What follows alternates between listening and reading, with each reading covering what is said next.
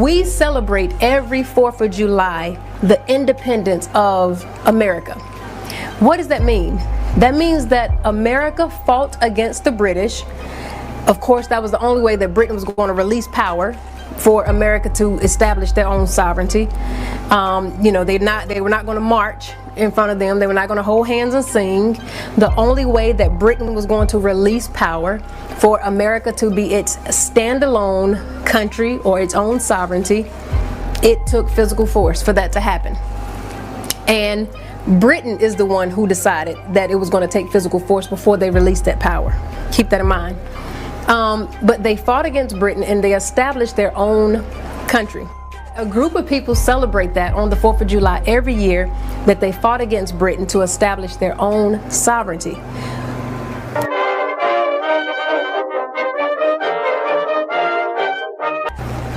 Now let's get to black people in this country. What we celebrate in this country is not independence. Now I know we have our Juneteenth celebration, but what are we celebrating exactly with that? We're celebrating an Emancipation Proclamation. We're celebrating a document that was released by white supremacists to tell us that more people in select states were going to be able to have access to their God-given human rights. Should we celebrate that? That's not independence. What does an independent black community, free of the system of white supremacy, look like to you? The question is, what would the black community look like if it was free to self-actualize, free from racism, white supremacy? It looks like mine. It's like harmony, it looks like equality, it looks like peace, it looks like, you know, everything that we are striving for. I mean, I think the first thing that we have to establish when we're talking about independence is discussing what is independence. What is independence for everyone? Then specifically, what is independence for us? Independence is when you have your own sovereignty. I mean, I think the key thing for me is wrapping our minds around what we mean by independence. You know, and I think that there's a difference between freedom and independence, although the two are in the same family, so to speak. Living in a community where you're free. For us, by us wouldn't just be a slogan or a catchphrase. It would be the actual way that we lived. It would be normal. We would have gotten rid of the rugged individualism that plagues a lot of us and keeps us kind of, you know, acting as like animals, you know, sometimes kind of with a dog-eat-dog mentality. Where you're free to move independently, where you're free to move without obstruction, where you're free to move without being oppressed or in an oppressed situation.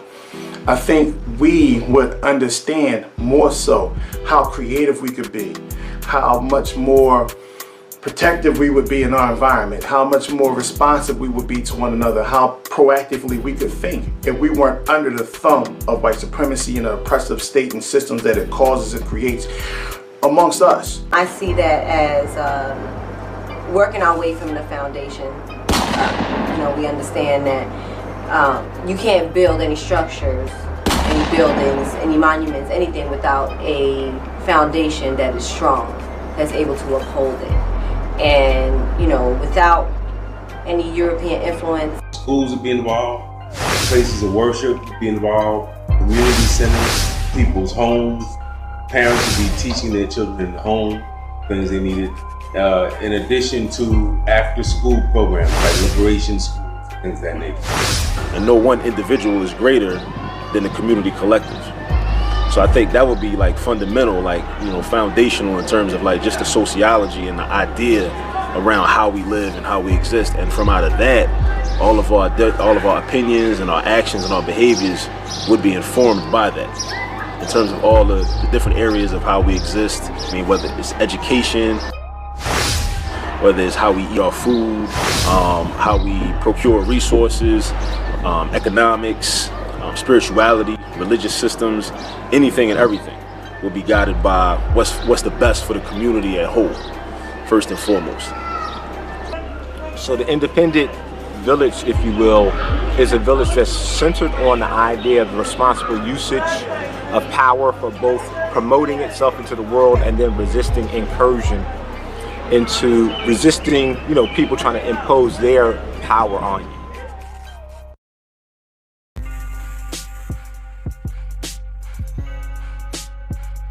First thing I see is I see love. The second thing I see, or the other day, is I see hate, because they gonna hate us. like some people gonna hate you for this documentary, but they gotta deal with it because we are focused. And in being focused, we got a plan and we're working it. So we're gonna get our education together. We're gonna get our economics together. We're talking about black beauty. We're talking about black empowerment. We're talking about black strength. We're talking about healthy black communities, healthy black relationships. It looks like it's thriving. It looks like everybody's helping everybody. It looks like we're teaching everybody how to own a business. It's a free black economic system. That's what it looks like to me. It looks like thriving. What does that mean? That means that we would no longer depend on another group of people, Europeans in America, to govern and control our civilization. We need them for so many different things, and we aren't accountable for our necessities. We're always going to be subject to white supremacists. But when we find ourselves in a place where we desire to be accountable for everything black people need, that's how we begin to create those types of things. A black community that first and foremost acts as a community. Now what I mean when I say that is that a community does three things for its people. It provides, it protects, and it communicates. It looks like a bunch of people who are no longer colonized. People who have reclaimed their identity, their language, their customs, their morals, their integrity, their respect.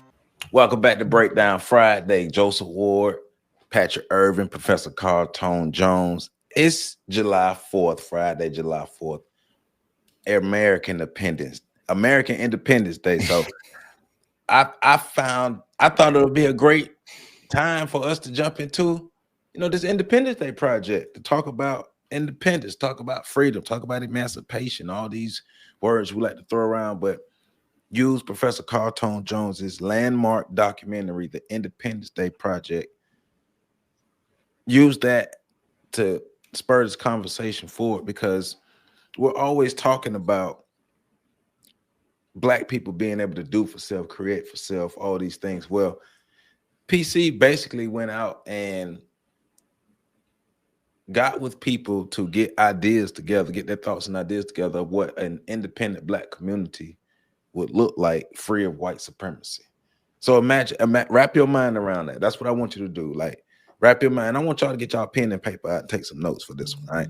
So wrap your mind around, what does an independent black community look like, free of white supremacy? What does that look like for you? Get in the comments. Tell us what that looks like for you.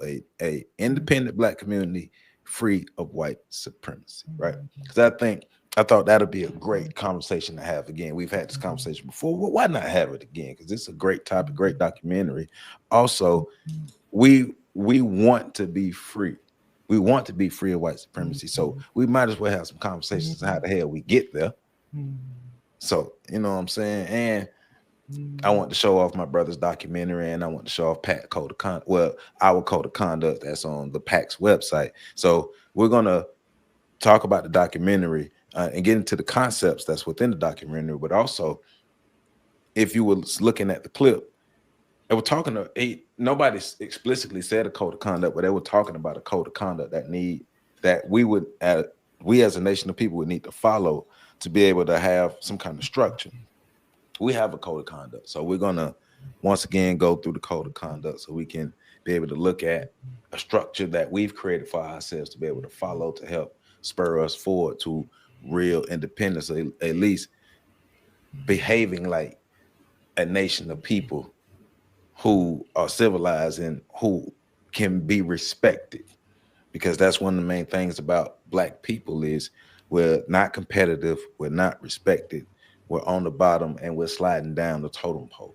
So How do we stop that? At least for a good number of us, at least for those of us who want better and who go out every day to make things better, at least for those of us who want that. Once again, what does an independent Black community look like free of white supremacy? And before we jump into the conversation, put y'all fingers up. Remember, hit that like button, comment, subscribe, and share. We want as many people as possible to hear this information. We want as many people as possible to be able to support my brother's documentary. And that's what we do, man. We're trying to grow this, trying to grow this platform and do what we do, make a real impact in our community, not just on YouTube, but in the communities that we exist in and live in. So, PC, where can people get their copy of your documentary, The Independence Day Project? Well, they can, it's still independent, and I don't necessarily have, well, they actually can go to the website, ProfCTJ.com. They can find it there, but they can also just find me on social media and shoot me an inbox, and then we can do a direct transaction. There you go. Because it is password protected. But they'll get a digital copy immediately that they can download and share with their friends and family. Because for me, it's really not about the money at this point. It's more so about us creating a mindset and a concept around not just being in the struggle, but what it would look like to be liberated, and to do so without always visualizing obstacles put in our way by our enemies. So right. Because we are always celebrating either some kind of quasi freedom or some kind of idea of freedom or somebody else's freedom, but not fully celebrating our freedom. Because once again, words like emancipation, that doesn't tell a full breadth of freedom, right? Because somebody gave you that. So we're not talking about some kind of freedom or kind of independence that is given to us. We're talking about independence that is taken, because they took our freedom. So we're going to have to take it back. So we're talking about that in those terms. So throwing it right back to you, PC. Take that. Oh man, that's not a good time to do that one. Yeah.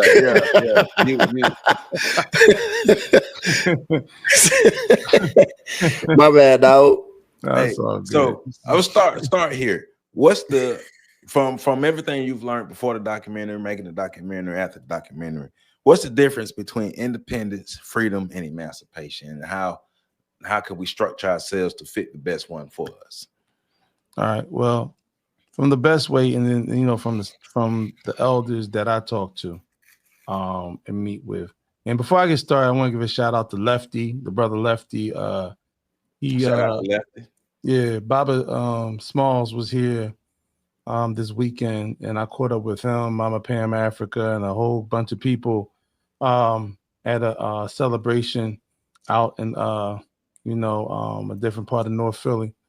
And the brother, he recognized me from being on this particular program.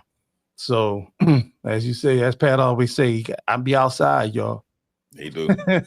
So shout out to that brother. And I know he has something coming up. So brother, if you're in the comment section, please let us know about your event that's coming up at the end of this month. So first of all, I'm honored, I'm humbled, and I'm full of gratitude, because I didn't make that film by myself.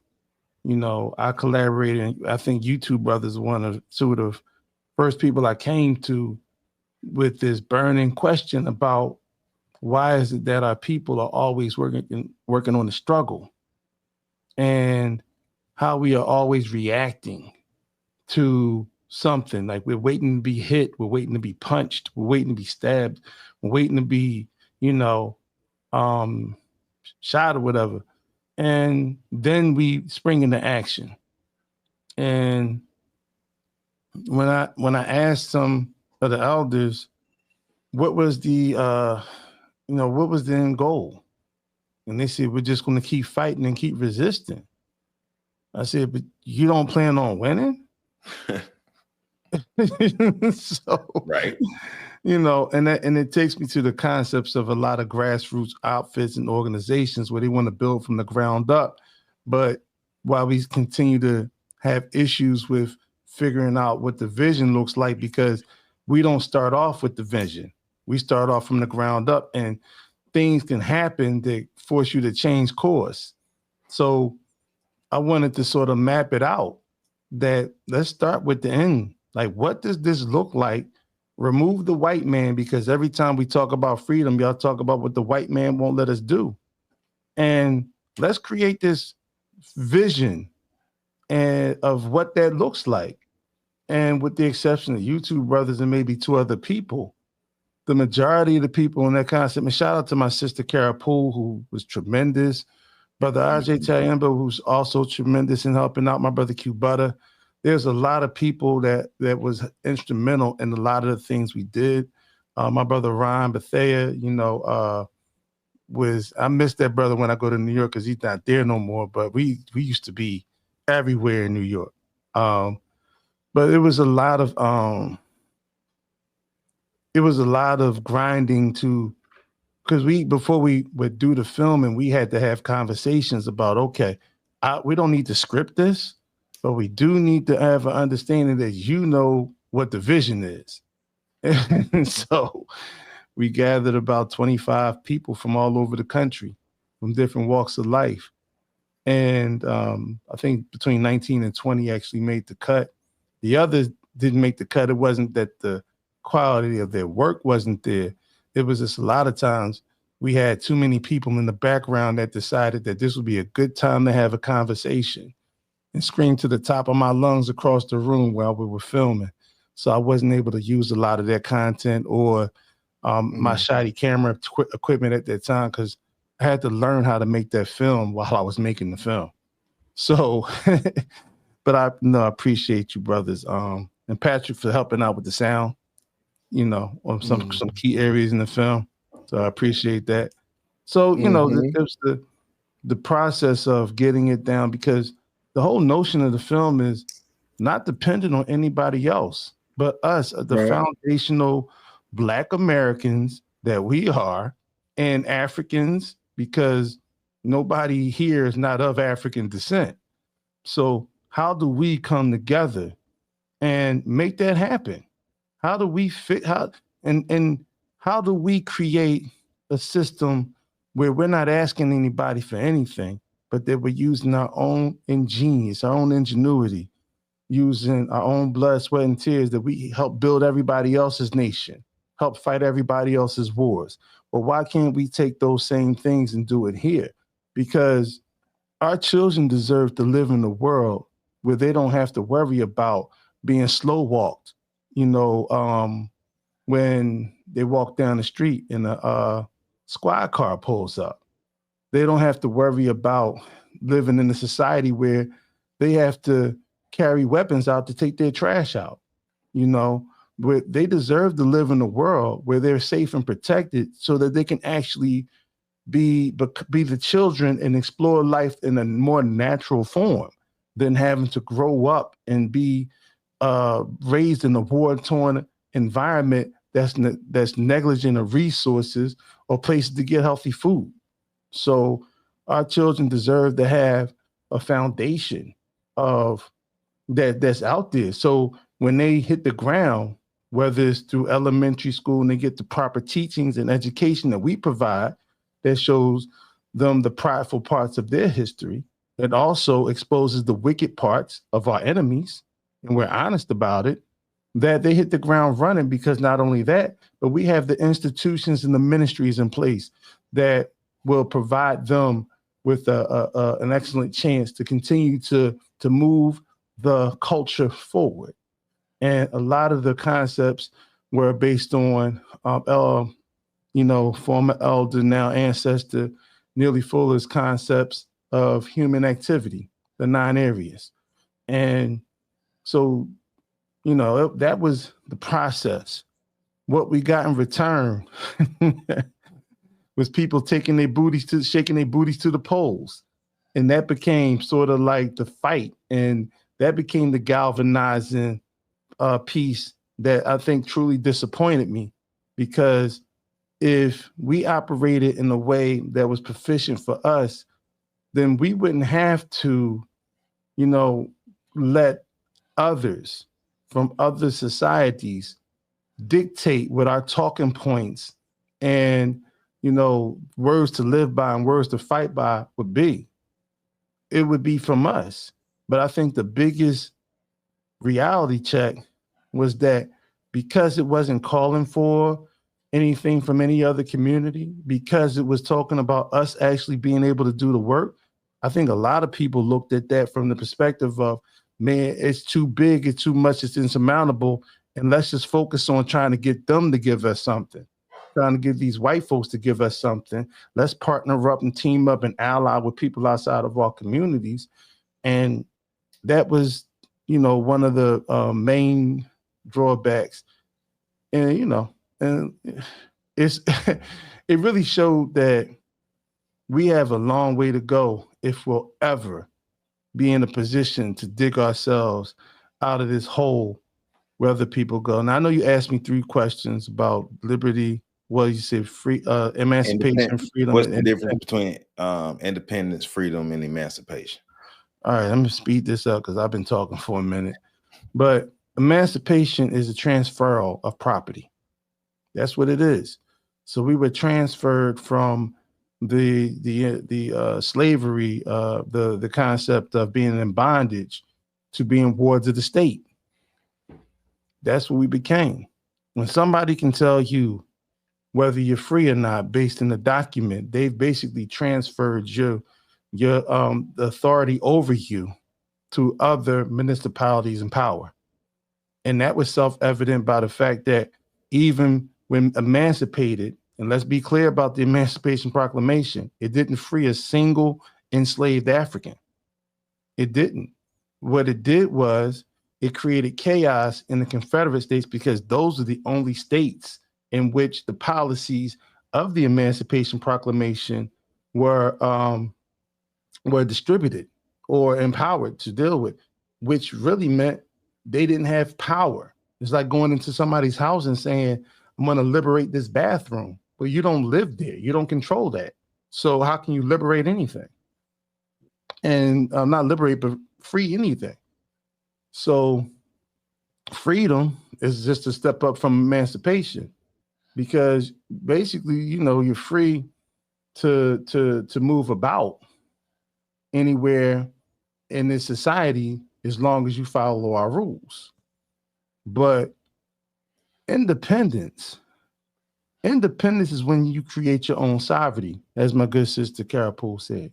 Independence is when you control the laws and the bylaws, the folkways and moreways and the culture of your actual space. Independence is when you create your own declarations. You document, you have it down, and you put it in writing, making it ironclad that these are the principles for which we stake our independence. You let it be known. You're not just telling your people, but you're letting other people know that our people are free of any of your controls. So in a nutshell, and this, that's the small part, and you have to be able to defend it, because if you can't protect it, you can't defend it, then you don't have it. And with that, I'll land my plane. All right. So, and I asked that independence, freedom, and emancipation because I think we need to get working definitions of what they are. Ideas of, or being able to have these definitions, so when we're talking, we know exactly what we're talking about, and we're not just making stuff up as we go. And I know we don't do that, but just in general, I think people need to do that.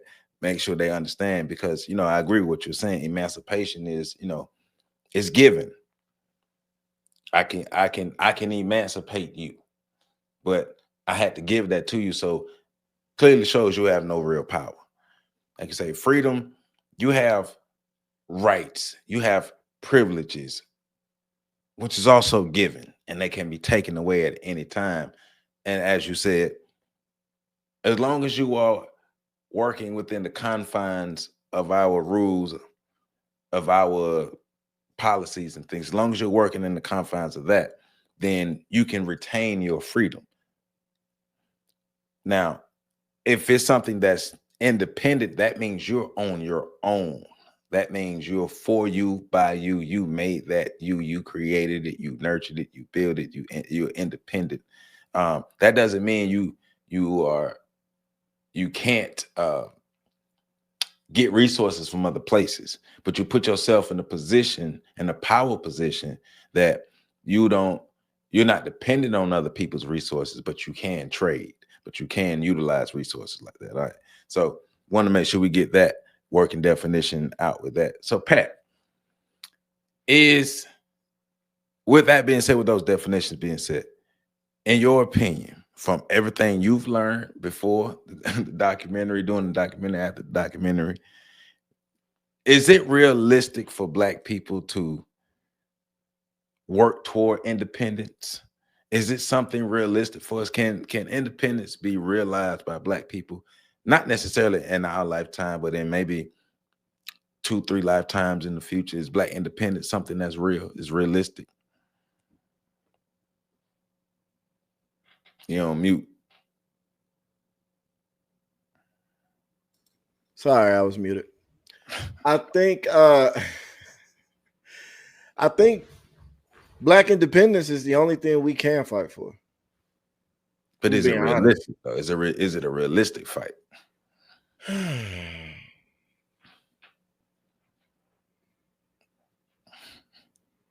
In a perfect world, yes. In this world, it's not a fight we willing to even wage. So, realism, I guess with that in mind, you would say, no, it's not realistic. But when you look at the way everything is structured, it is realistic for us to be independent. I mean, in a way that it's realistic for a person that has 2 arms and 2 legs to get up and walk. But we know that, like more goes into taking steps than having the necessary physical components. Mm-hmm. The Black community has all of the necessary physical components to get up and run free, but we don't have the cultural components and we don't have the will en masse. So could we work to develop those? Sure. Like that's a reasonable thing, but the cultural piece. How do we develop the will piece though? That becomes the tricky part, and that's for me the critical component. And is it realistic or not? Like, because realism speaks not only to the ability to do it, but now we're also talking about the willingness to do it, right. The desire to do it. Is this something you're actually going to work towards? And to that, the answer is clearly no. But to that, that kind of ends the conversation, because Black people only had a willingness to work towards comfort. Like, what makes us feel better in the moment? We'll work towards that only in the moment. We're not talking about some future moment. We're talking about this moment. This one right here. Not the one that just passed. This one that is happening right now. See, Joe, you missed it. PC and I, we understand this. And I probably shouldn't say it, but I'm going to say it because I do think it's critical to this conversation. Black folks are experts at mindfulness.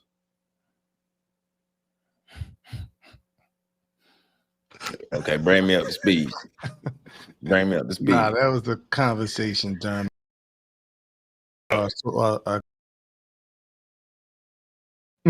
See, he ain't even have to elaborate. I was gonna let it rock and just let it chill. So yeah, thank you, Joe. Write that down. I'm on it. I remember from last time. I'm on it. Yeah, write that down. Cause I was just gonna let it rock with the mindfulness piece. No, that's cool. Like we're not talking about nothing but that part. So that's all right. That's good. We good to go. There's no need to switch. We're good.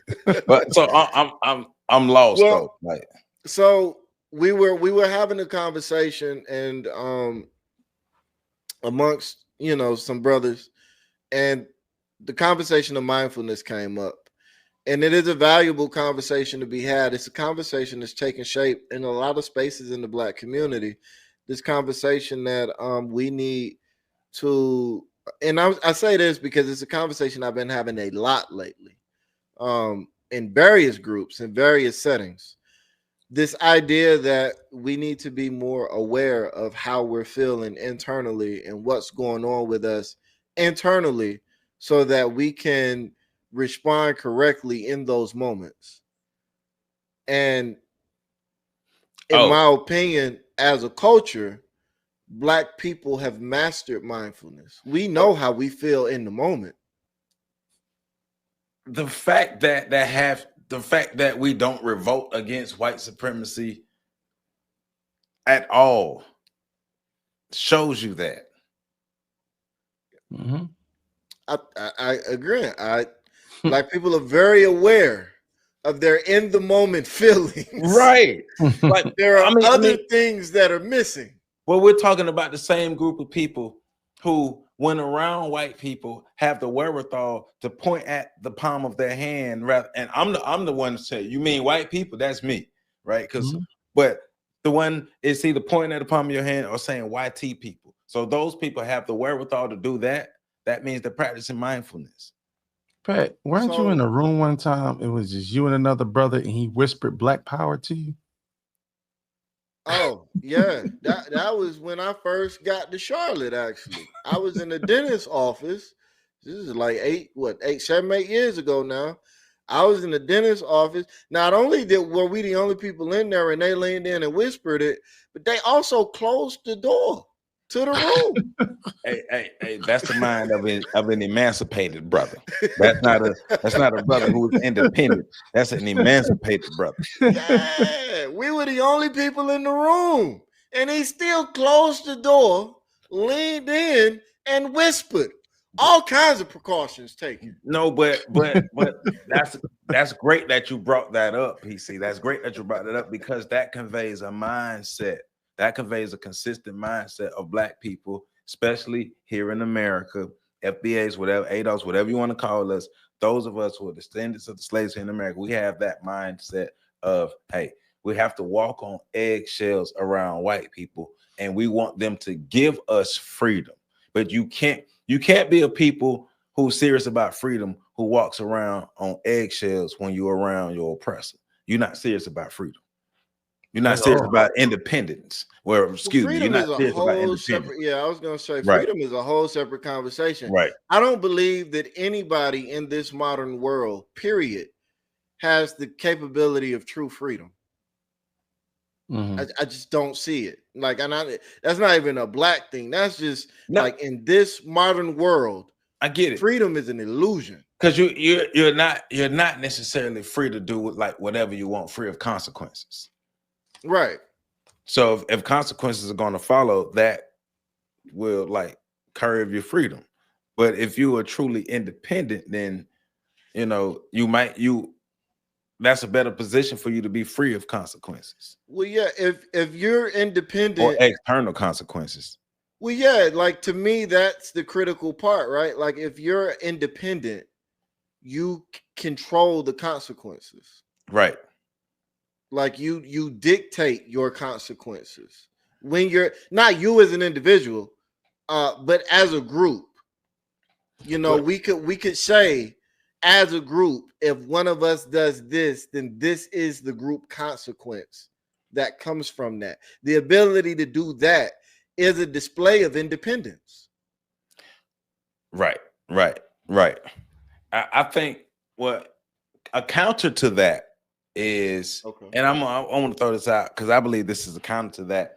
The way we celebrate Juneteenth now, right? Because we celebrate Juneteenth because of the significance of it and because of the actions that led up to the Union basically kicking the Confederate out and making sure the Black people know that they had that's freedom. Not why we celebrate Juneteenth.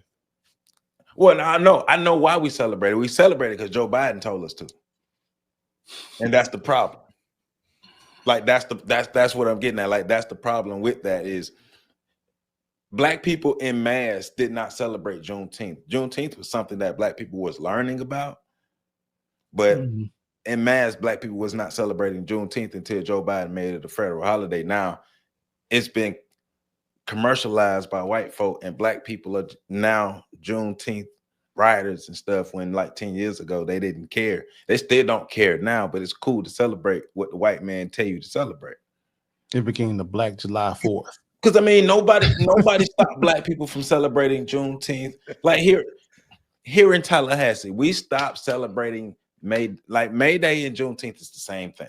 It's literally the same thing. We stopped celebrating May Day to celebrate Juneteenth because Joe Biden told us to. Like nobody stopped Black people from celebrating Juneteenth en masse before Joe Biden. Nobody stopped this. But listen, go ahead, Pam. I'm sorry. No, go ahead, PC. I've been talking. Go ahead. He was cooking. So cooking with Kaya. See, here you go, Joe. Cooking with Kaya. We go right from Diddy to Kaya. We can't do that. So I think one of the things that I mean, listen, Juneteenth should be acknowledged. Yes, because Black people made it happen. Black people here that fought in the army. Now, one other thing we should be celebrating, not a sidetrack, but Black people should be celebrating Memorial Day because that's originally a Black American holiday. White people ain't tell us to like that. Yeah, I know. But that's our day. That was celebrating. That was when Black people who were freed from their plantations in the South honored the Union troops who died, and I believe it was in South Carolina or North, either North or South Carolina, but they honored them by honoring their graves on that particular day. And it was Columbus by, the white side, well, like a lot of other things. But when you think about how we look at it, we don't look at it from that perspective of, celebrating the fact that Black people actually got involved in the fight to be free from the chains and the bondage. That if it wasn't for Black people, the Union would have lost that war, and slavery would have gone on its course and continued, and not just start. People think slavery was about to expand into Mexico. No. Slavery was in Mexico, but it would have expanded and become the norm, the institution into Mexico, because that's where all the Confederates fled to after the Civil War. So we have to acknowledge that even down there for what they call Cinco de Mayo, that also Black people from America, Union troops, Battle of Puebla, went down there and took care of business. So, but that was all tied in a way to the Juneteenth concept, because it was Black people with them government troops literally forcing and fighting, and earning that honor, and that ended in Galveston. Yes, I'm listening. Sorry. No, so what I'm gathering is we actually do behave like free people. We act, and it's freedom of children. I mean, because if we're looking at freedom being limited movement within a structure, because you still don't have real power, but you're able to move around in this structure and do things and still achieve certain things. But if you go too far left against the structure, you get spanked. If you break the rules, you get spanked. Like, there's still a governing body over you, but you can move around, but you still have a governing body, and you still are dependent upon that governing body for your freedom. We're party crashers. So we still like free. We still behave like, if we looking at it like that, we behave like free people. We don't behave like independent people, but free people. No, we're party crashers. We are party crashers. We became the life of the party. With good entertainment. So as long as you can provide that, or a service, or you can provide a good tip to help somebody become wealthy, we can stay in the party. But the second we are no longer useful, we get reminded that, hey, this party wasn't for you, and technically you weren't invited. Yeah. We're going to show your ass to the door, And whether you're breathing or not doesn't really matter. And I think we need to understand that that's the type of freedom we're observing here. As long as we don't create a problem, it's all right, because basically everybody's entertained by what makes our concept of freedom. Right. And I'm sorry. No, go ahead. Yeah. No, I was just, I was wrapping it up. One of the brothers in the documentary said that independence was a responsible usage of power, and if you're independent, you can resist power. And so that's Brother Eric Keith Grimes, aka Brother Shamari. And so that is not freedom or emancipation. That's more independence and sovereignty, especially sovereignty. Yeah. Being able to understand that you have power, to utilize power, and be responsible with your power, but also resist the advances of others, resist the desires of others. Like, we know how to, like, if y'all don't know how the world works from the beginning to now, if a stronger group came about and they wanted what you had, they beat your ass and they took it. Mm-hmm. That's how the world worked, right? And so with the group of people who are only emancipated and free, we don't have power. We can't resist anything else. The power, we actually acquiesce ourselves to a power structure, which is a problem. Because we want to, we talk like we're independent. We talk like we're sovereign, but we're not. We walk around with our chest poked out and backs big like we sovereign, but we're not. So we out here selling wolf tickets like a motherfucker. Well, I think one of the challenges with this conversation is because we celebrate. So there's a difference, in my opinion, between days that should be acknowledged and days that should be celebrated. Mm-hmm. We had these conversations a while back too.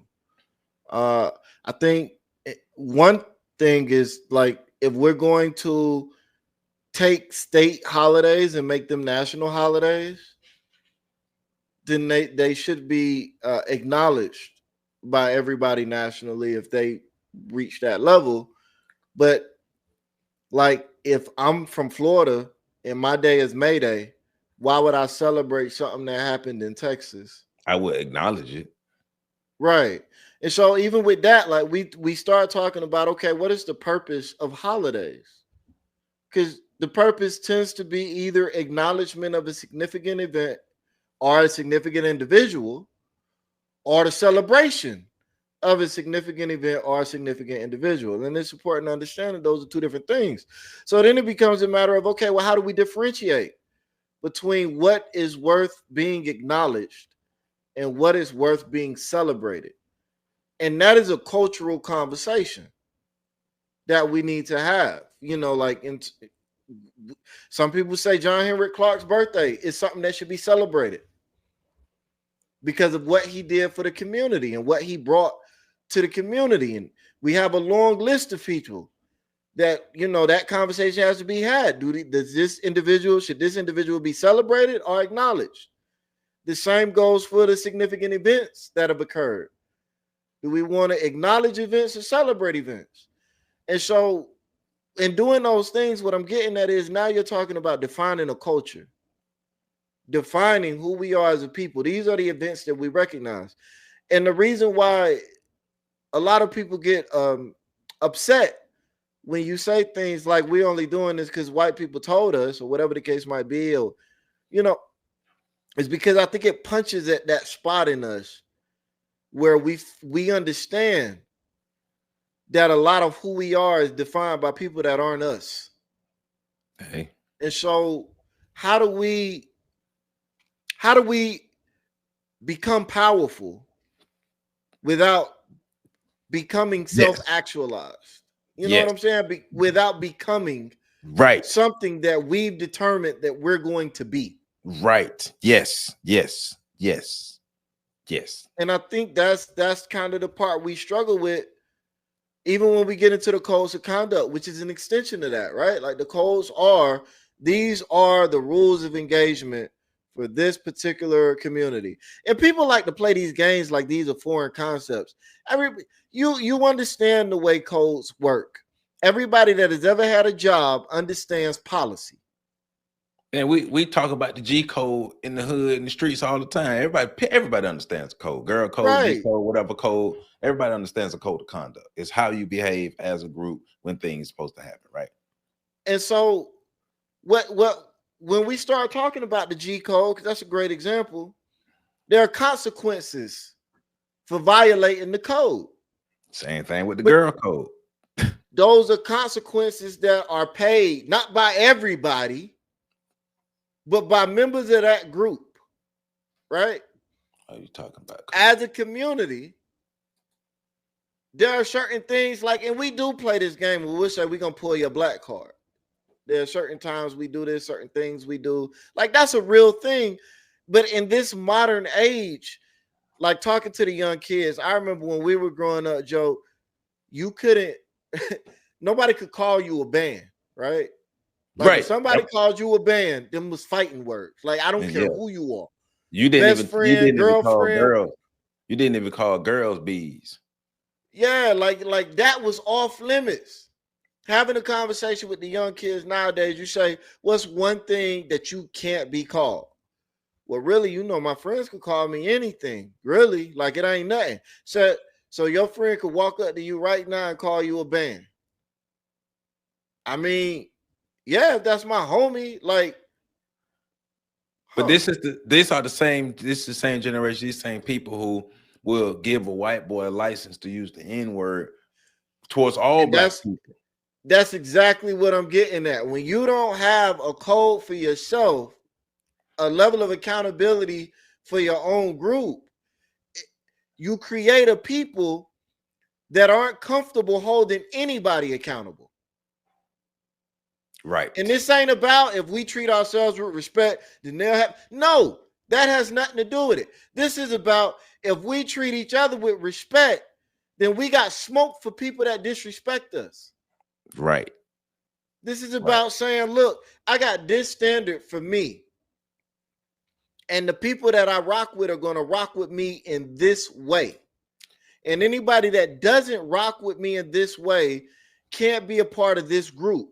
But that also means anybody that's rocking with my group in a way that is unacceptable, that person also faces consequences.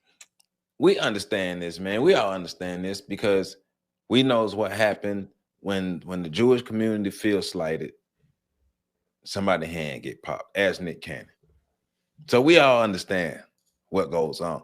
It's the problem is like we've stated numerous times, and we've stated here on this same video. We don't want to do the work to be independent. It's easier to be emancipated. It's easier to have freedoms given to you. See, it's easier to have rights and liberties given to you by a governing body that you depend on. That's easy. But to really be independent, to really be sovereign, to really be respected and competitive, that takes hard work. Only real ones become independent. Only real ones become sovereign. Only real ones. Everybody else are dependent upon their oppressors.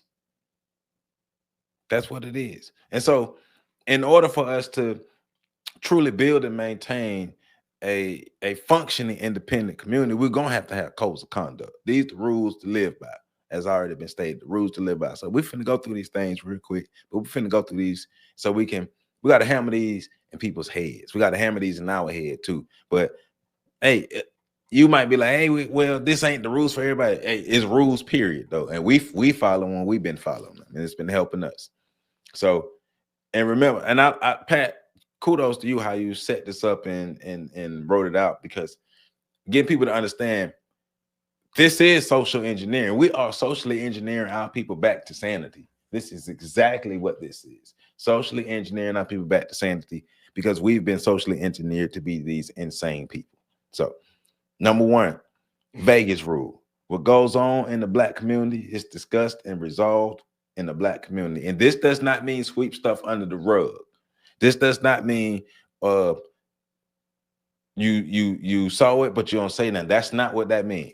That means we resolve our issues amongst us, and everybody don't need to know our damn business.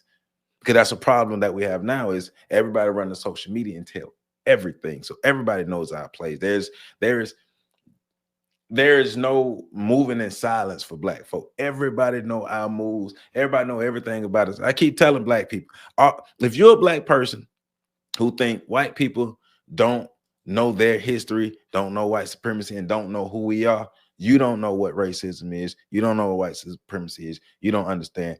They socially engineered us to who we are. They created us to who we are. We are the newest Negroes on the block. They created us.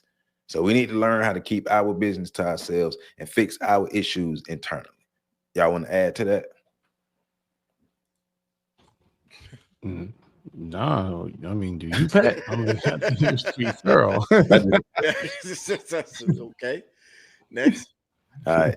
So, all right. Well, I want to make sure to see if y'all want some input. I was feeling it, I'm going in.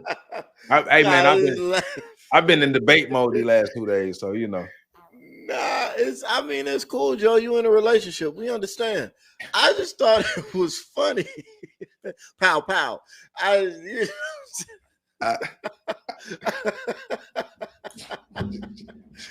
thought it was funny how PC came in and was like that. Like, what the fuck you want us to say?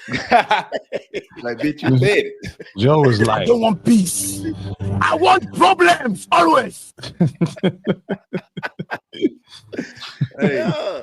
So this one, I do want to throw this one to you, Pat. This good faith rule, because I remember when we were coming up with this rule, but I think it's a good rule, and because we've talked about it before. So this good faith rule. Expand on this good faith rule for the audience, man. Oh, I'm sorry, my size hurt. You good? We funny.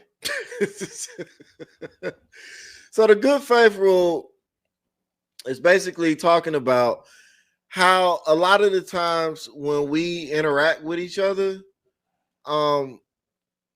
we're doing so from the perspective of not giving each other the benefit of the doubt.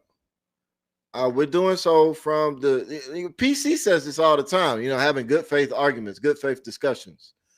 This understanding, this belief that when black people talk to each other, we're applying the black tax to every syllable that's being stated, every last single one. And then the problem with the black tax is that it's a multiplier type tax, So essentially, the more a black person talks to black people, the worse the worse the outcome they're expecting. That's right. So and that's problematic, because it means essentially that what the late great Dr. Neely Fuller said, this is why black folk can't have community building with each other, because we don't believe each other, we don't trust each other, we don't take each other, we don't give each other the benefit of the doubt. And there is an understanding of this. Like, we understand the reasons why, we get it. There are a lot of nefarious people in nefarious situations doing nefarious things and blah, blah, blah, blah, blah. And a lot of them have been blessed to be the same color as space. So we get it. We understand. But if we're going to move forward, then we got to get to a place where we can understand that people that are at least those of us that are going to agree to be a part of the pact. See what we did there? The pact. Aha. Those of us that are going to agree to be a part of the pact are going to operate underneath that pact with good faith towards one another. That means if PC says that he wants something to happen, it could be a million different ways I could take that. He trying to get over on me. He don't like my mama potato salad. Whatever the case might be, he could have I could come up with any number of reasons why I don't want to believe him and I shouldn't trust him. But because we're both operating under the pact, I'm going to give him the benefit of the doubt, and I'm going to believe that what he is saying is both to my benefit and what he is in fact going to do. This is something that's very critical right now. We talk about relationships between black men and black women because there's almost no good faith going on in that conversation. Oh, we don't trust each other at all, which is a problem. Damn. So this next rule, conservation of energy rule, PC, you do this a lot. Like because you be outside, and when you be outside, you don't just be outside just playing around. You actually be outside getting involved with your community. So take us through this conservation of energy rule. And I want to say this real quick to those people. Like, look, y'all gotta understand, PC be outside, but he in Philly, and it don't be like the sun don't be out a lot up north. That's why he's not getting darker. But he be outside though. Hey, who you, Jesse James today? Who you, Bass Reeves? Just take a shot to everybody. Nah, man, they know PC be outside. They come up to Philly, they gonna see him. They gonna see he a lot bigger than they think he is too. Yeah, yeah, sons. I mean, yeah, all you bulls. All that slick talking stop when you looking up at somebody. I get that a lot. I really, especially when I used to do videos in my car, I get that a lot. Like, wow, I didn't know you was that tall or that. I was like, yeah, you know, because I look like 5'4" or 5'5" sitting in his chair. But yeah, that's cool. You can add another foot to that. But anyway, you know, so you know, the conservation of energy rule is, you know, we actually. So say we all come up with similar concepts. I'm just going to round it off. Then we all come up with similar concepts. There's no need for us to be competing with each other for the concept. We all need to get together to work on this concept together and make this concept better, make it sharper, make it more effective and efficient, rather than, you know, well, you're doing your program over here, I'm doing my program over here. Well, my program is better than their program, and their program is this, that, and the other. And one of the things that happen is we don't have enough energy to be split and divided like that. So when we start talking about, you know, conservation of energy, we're talking about basically mitigating the negative things that might impact the movement forward, but also combining our efforts. As the proverb says, many hands make light work. And, you know, pass it back to you, brothers. Hey. So this next rule, the positive acknowledgement rule, for me and some people from the South, a good number of people from the South, this rule is pretty easy. But I've traveled and I understand that all of the United States isn't the same.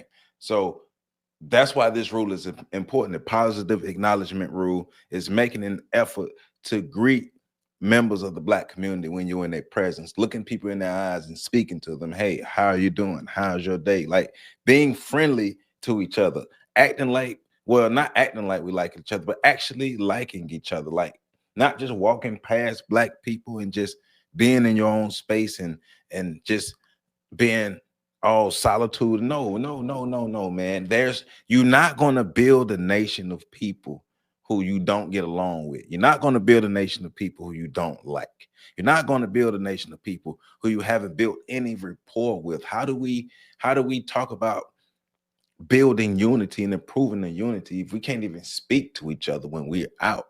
And hey, just because you have an attitude and things going on, you can still speak to somebody. You can be happy for 2 seconds and then go back to being sad. But the thing is, we have to get into the habit of acknowledging each other in a positive manner. And if we ain't doing that, let's please stop talking about ending white supremacy. Let's stop talking about freedom and independence, all this. Stop talking about that. Well, and so that is an interesting one as well with where we're at nowadays. The positive acknowledgement rule, because we would be remiss not to bring this up. There is a surge on the internet, anyways, and these internet streets of Black women asking why Black men aren't speaking to them out in public. aren't positively, aren't essentially, they would say, why They're not aren't being black men acknowledged. following this rule? Right. Hmm? Right. And so there's two parts to this rule. There is the positive acknowledgement, meaning that you greet somebody, but there is also the other part of you being receptive to being greeted. Right. And I want to say, pay attention to this. We didn't say the man greets the woman. We said greet people. So as a lady, if you see a bunch of brothers out, especially if they ducking contact from you, that's a sign of trauma. Men can have that. If they're avoiding making eye contact with you, why don't you walk up to that brother and say, hey, how you doing?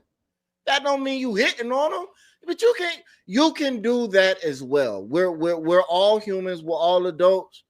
If you're feeling some type of way of you, and young brothers, we used to do that. We used to see a young lady not looking well or having RBF or whatever the case may be, and we would say, hey, how you doing?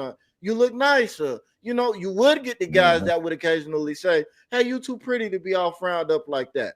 And I understand there was some women that said, who are you? And blah, blah, blah. And you trying to control my body. We get all of that. That's cool too. But now we trying to get into a different space. But that goes back to rule 2, the good faith rule, because we don't operate in good faith. And because we don't operate in good faith, because we don't trust each other, we don't acknowledge each other positively. And that's what I wanted to loop it back around to right there. If we try and move beyond that, where's the good faith? Right. So levels to this, recognize levels and address them accordingly when it comes to credibility and research and expertise. Hey, we all could speak on this. Look at me. I see you. If you don't know what you're talking about, if you're not sure, don't hit record.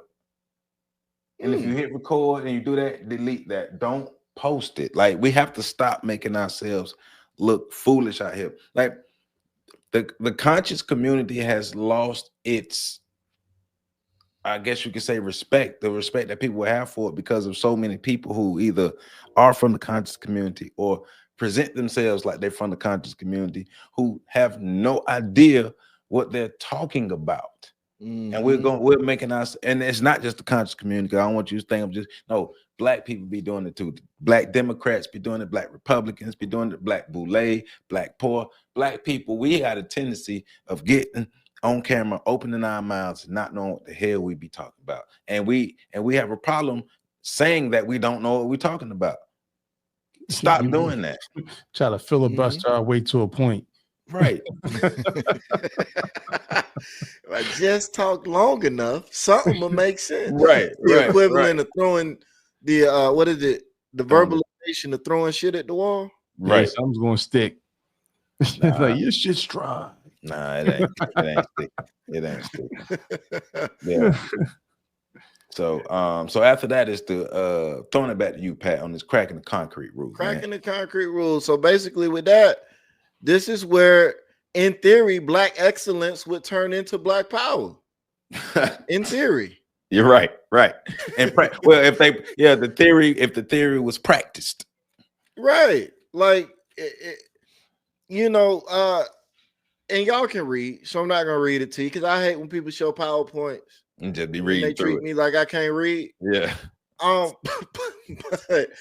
But look, the fact of the matter is, if you're somebody that is broken through and you look behind you and you're the only person made it through, you failed somewhere.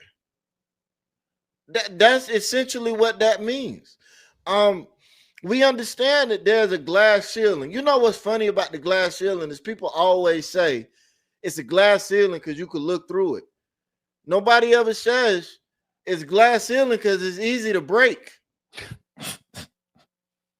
If you manage to get through the ceiling, well, clearly you've weakened the structure. It's no longer structurally sound. You got through it. This is just basic construction 101. Who would go swimming in a swimming pool 100 feet in the air with cracks in the glass? I wouldn't. But anyways, because I'm just throwing stuff at the wall to see what sticks. So this is what I'm saying.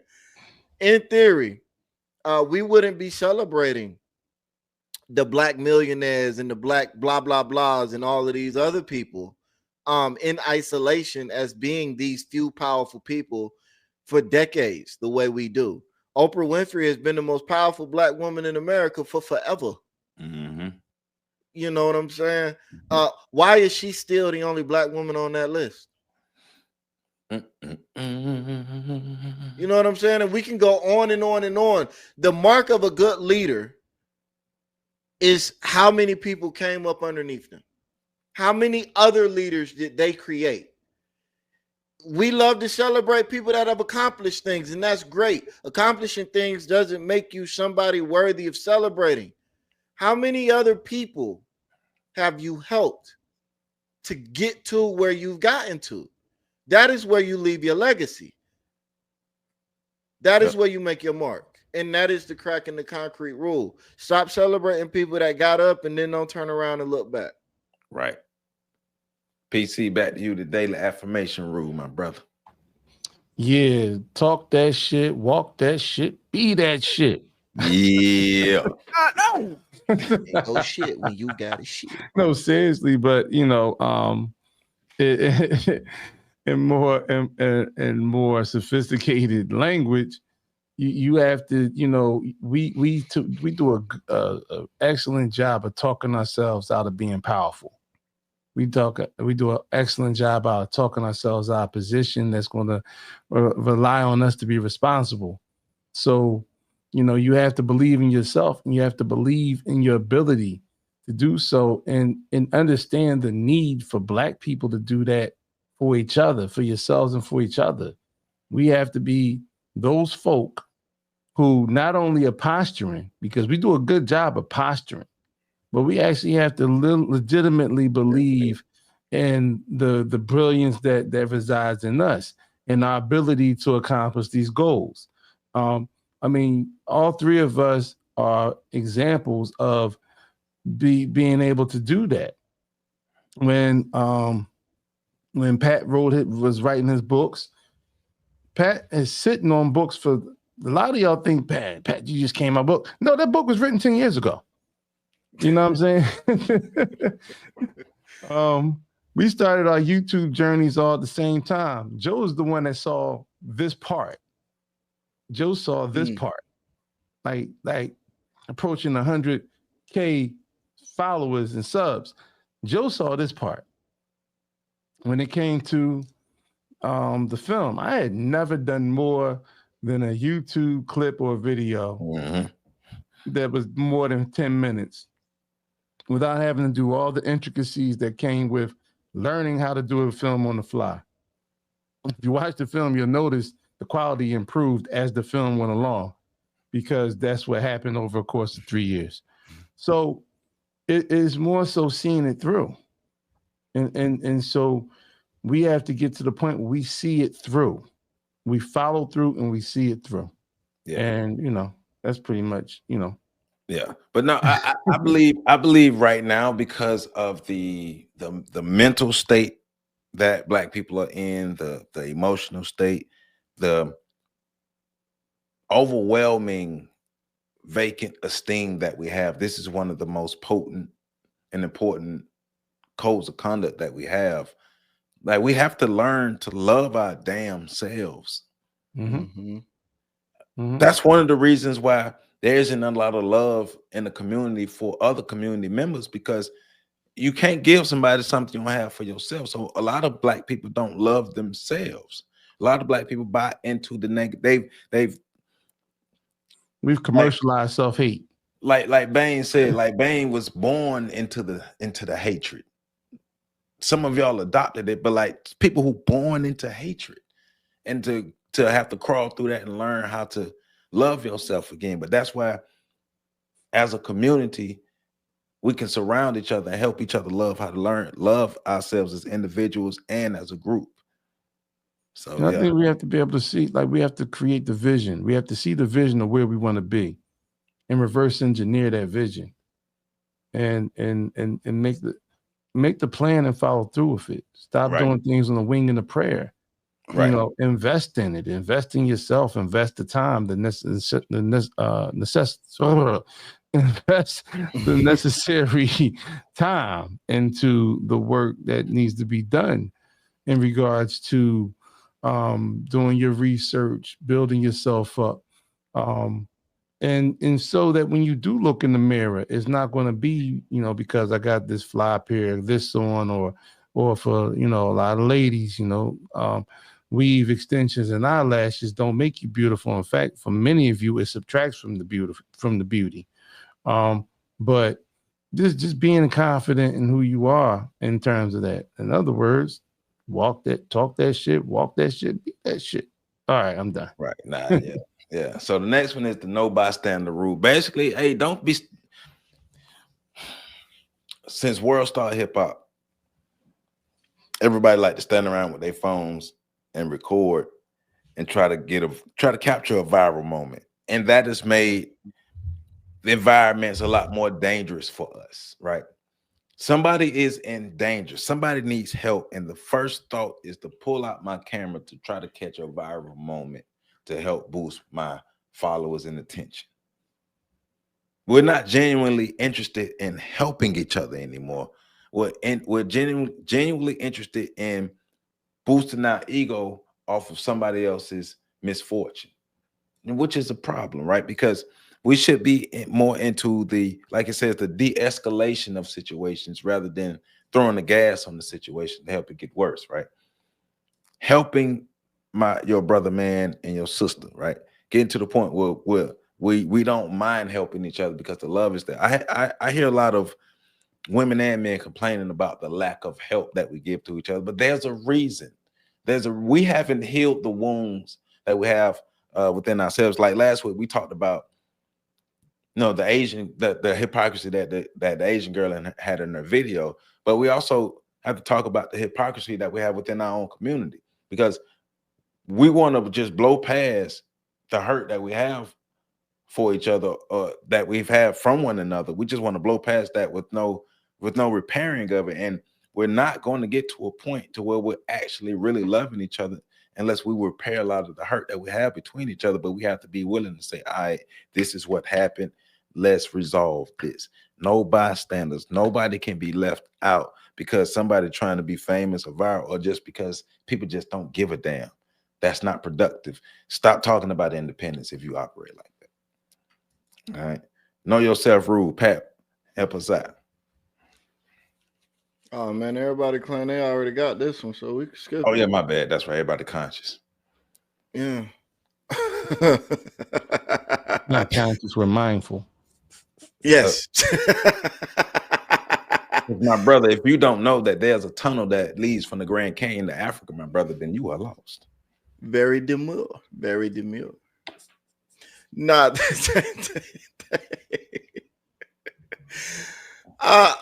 my bad, y'all. All right.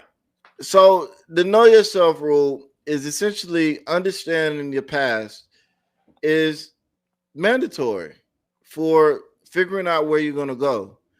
And this is an interesting problem that we have with the younger generations because they don't think the past matters. They don't want to focus on the past. And a lot of that is rooted in the fact that they don't understand how their past impacts their present. And a lot of that too is I think rooted in the way we teach it.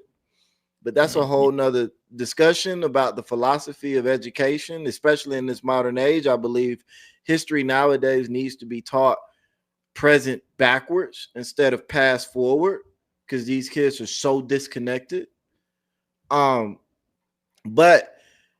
it is impossible to know where you're going or what you're doing or whether or not it is even effective if you don't have a starting point to gauge that from. And that's what knowing yourself is all about. You know, but it's even deeper than knowing your past and your history. It truly is about, all right, do you know your inner workings? Do you know what drives you? And my belief and understanding of this rule has changed a little bit since we created these decades ago, or a decade ago, roughly. I think it's been just about a decade, right? It's been a minute. But because back then we were more centered around talking about just understanding our history and understanding where we came from. And now, after having met tons of people that can verbalize the history, but still don't really know themselves, it's gotten to be a lot deeper for me. This isn't just about knowing the textbook. It's also about understanding the context, the emotions, the feelings, the sensations, the world at large that exists at various moments in time, including this one, and how you see yourself in that world and how you operate throughout the barriers and obstacles, the intricacies and complexities of that world. That is all a part of knowing yourself. And as a community, that's something that we really got to understand, because that becomes also a part of how we define ourselves. And we definitely need to define ourselves. I'm not going to stop saying that until we do it. Now, that's real though. Like, know thyself needs to evolve, because you're right. Know thyself is stuck into learning history that you only gonna just regurgitate and not even be able to understand how to utilize. And a part of that lack of understanding is we don't understand ourselves. So if I don't understand myself, how am I gonna be able to utilize this information? So that's brilliant right there. PC, what's this black economics rule? I'm sorry, I was on mute. Real simple. It is basically the circulation of black monetary and black, the black consumerism in terms of building a base where we run and control our own economy. That means not only the monetary part of it, but we also control the areas of distribution. And it also means that not only do we support black businesses, but black businesses also need to be respectful to the consumers. Too often, we don't treat each other with respect, and it's more so we believe that we deserve your dollars, or there's sort of a level of what's the word I'm looking for? We sort of have a damn it, I hate when I get these little brain farts, but we sort of see ourselves Getting uppity. We do get uppity. We do have a class issue we need to deal with in our community. But more so, we believe we're entitled. Mm-hmm. We're entitled to the deal, and then we're entitled to your money. So the entitlement is circular, because the consumer believes if you're black and I'm black, then you need to give me the hookup. Mm-hmm. So, but then you have the black entrepreneur or the black merchant who feels as though you need to buy from me just because I'm black, and it doesn't matter which part of my behind I turn to you to kiss. And so we need to sort of come together on understanding the nature of just being respectful to one another in that regard, and then having a sense of obligation to do so. If you go to Chinatown right now, in Philadelphia, anywhere in the country, and you try to sell goods as a black person, you can sell that good for 20, even 50% less than is being sold in Chinatown. Nobody of Asian descent will buy from you, because culturally speaking, they know that this is something that's taboo. They're on code. And yeah, they're on code. Once again, it's something we need to get comfortable with, because then we try to portray this thing where race doesn't matter. How are you at the bottom of the totem pole when it comes to racial politics all around the world going to try to create an environment where you can dictate that race don't matter? Right. So, so it's asinine in nature to even think that we have those semblance of control, and we'll never gain it as long as we continue to allow ourselves to be absorbed into the macro culture. And that's what we seem to be very, like we talked earlier, we seem to be very comfortable doing that. Yep. Yeah, our economics suck because our whole mindset sucks. Like because Claude Anderson been talking about it for 40 years. Right.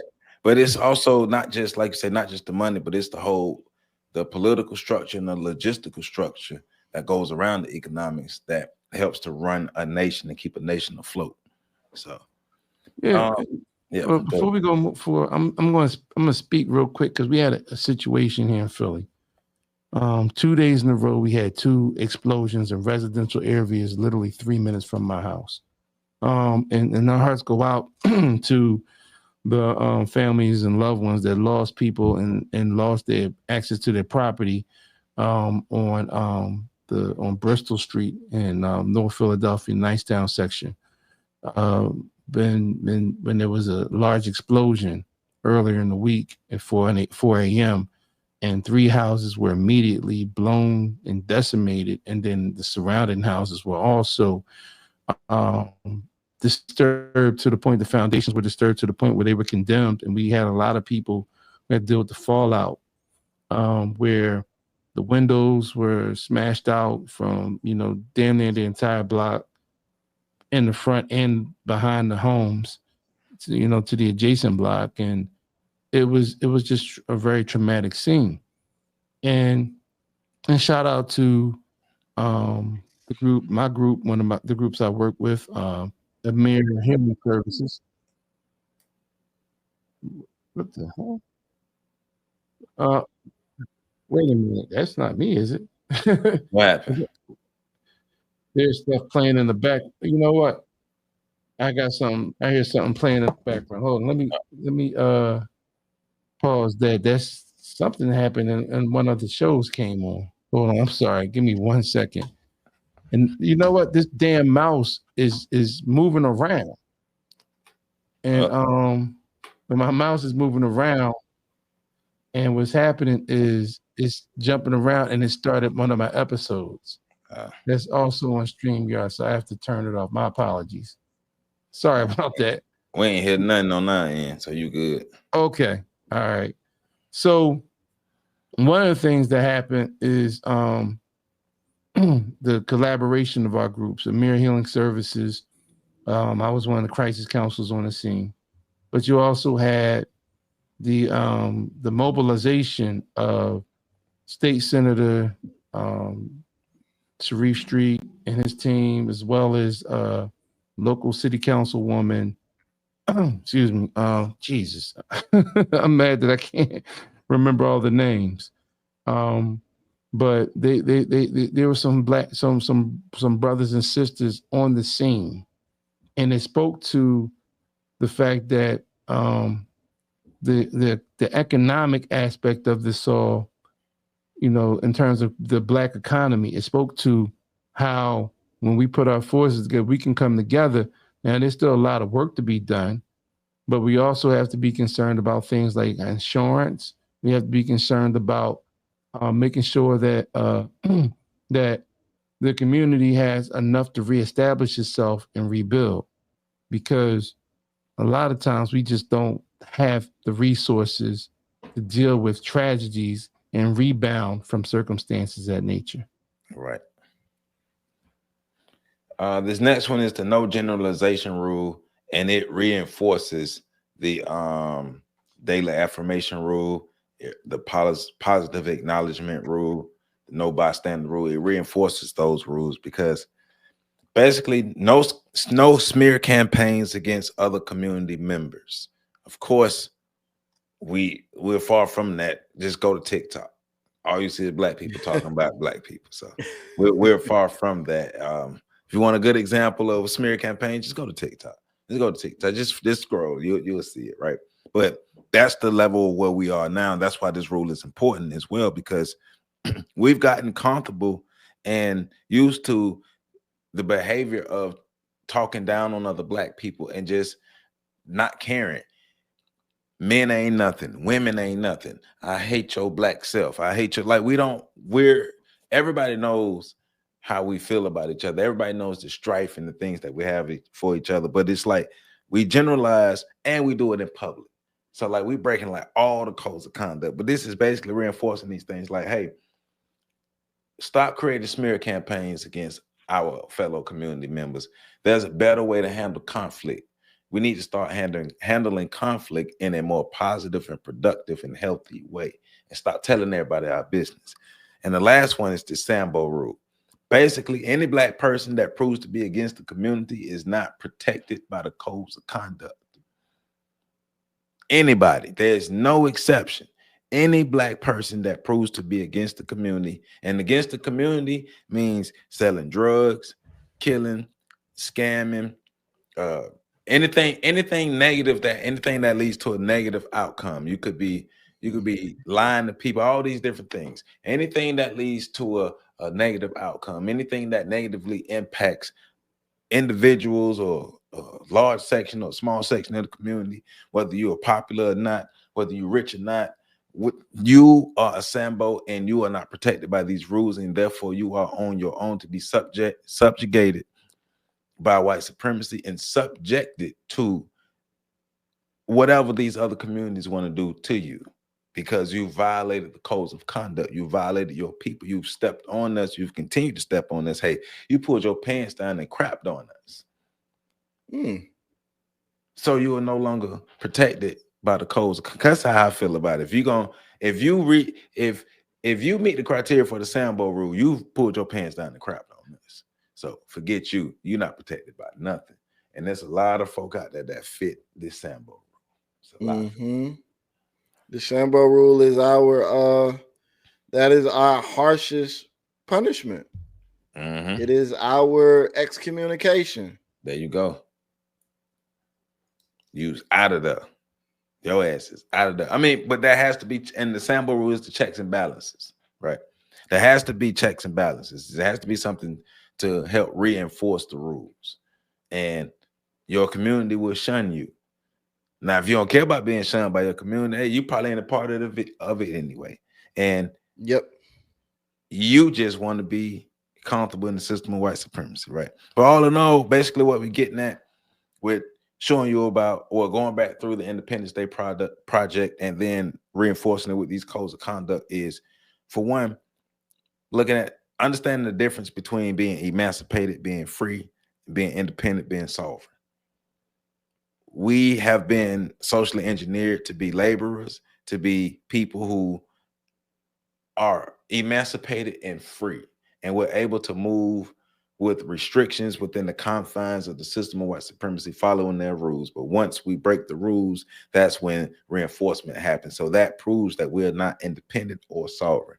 So how do we get the independence of sovereign? Well, we can start by following these damn codes of conduct. We can start by that. But listening to what we said in this show and applying these things, listening to what Dr. Claude Anderson, Dr. John Henry Clark, all of our scholars, listening to what they taught us, and not going at it like that particular scholar has the answer, but our scholars have pieces to the puzzle. Put the puzzle together and apply it. If you're not doing that, stop complaining, because you helping the system of white supremacy stay what it is. So we've been at this a minute. We got to get up off of here. We got lives. Hit that like button, comment, subscribe, share. This website, this codes of conduct are available on the website, thepax.org. Make sure you go to the website, check it out. This is what it looks like. FedLifeStation.com. Make sure you check it out. Go support PC, everything that he got going on. Remember, ontheshoulders1.com. Check it out. All links to support us are in the description. Let's stop playing around. Let's stop playing around. The more we keep playing, the more we're going to keep losing. It's a team sport. Racism is a team sport. We're going to either win as a team or lose as a team. 2 fingers in the air like a player. We'll holler at y'all.